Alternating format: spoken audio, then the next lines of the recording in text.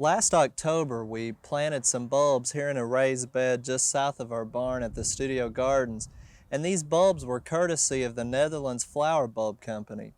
Now, you've heard us talk a couple of times on the show about our friends the deer that have been coming up and helping themselves to some of our crops. Well, one of their favorite is the tulips, and we have kind of constructed a do-it-yourself fence here to keep the deer off of our tulips so we could salvage them and get you some color. And we just put up a cattle panel, set it up off the ground so the deer couldn't eat through it and reach the tulips. And it's not very attractive, but it does serve its purpose, and we thought we'd share that idea with you. And you can tell too, we're just starting to get a little bit of our color. Now the two center locations here with the most color are where we did our double decking. And that was, if you'll recall, we went down about 6 to 8 inches deep.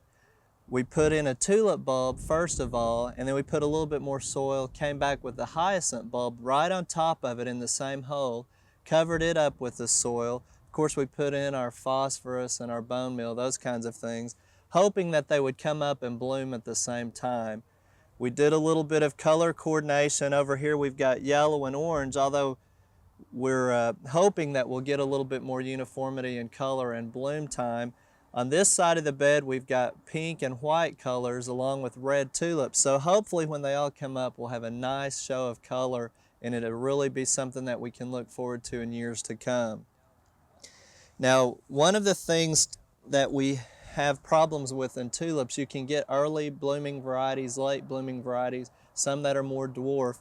With our spring winds that we have a tendency to get, it's real easy for the tulips, especially the tall varieties, to blow over and break. So what we can do is just take a coat hanger, construct a little brace by bending it around, and you can actually place that beside the tulip. And of course, get it right up close to it, and that can serve as a brace. And I don't want to damage the flower right now, but we would put that around the stem of the plant, and that's a nice little thing that you can do to help brace and protect them. But you know, a lot of us grow tulips for cut flowers as well, and if you'll pay attention to the tulip in the morning when it's still cool, they'll have a tendency to be closed up a little bit more, and as the day progresses they open up like these are here. If you want to cut that tulip and use it as a cut flower, we've gotten some information from the Netherlands Flower Bulb Company that you can do that will help prolong the life of them.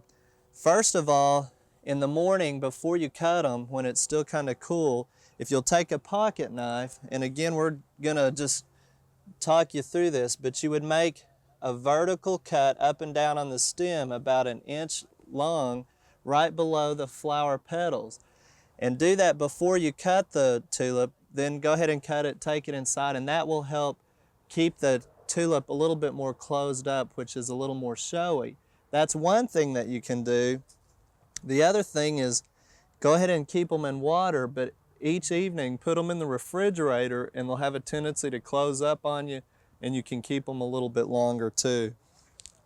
Well, you also got some other flowers from the company as well that are the antique flower bulbs, and that's just some of the oldest varieties that are around. This particular one is a miniature narcissus, and you can see it has multiple flowers on it.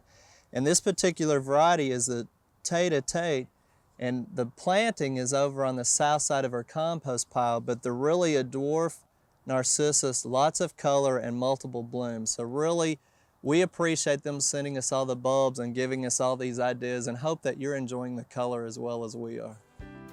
We hope you've enjoyed this classic from the Oklahoma Gardening Vault. Remember, even though these tips and techniques are timeless, there's always something new to learn in the world of gardening. By subscribing to both Oklahoma Gardening and OK Gardening Classics, you'll have access to a wealth of gardening knowledge, both classic and contemporary.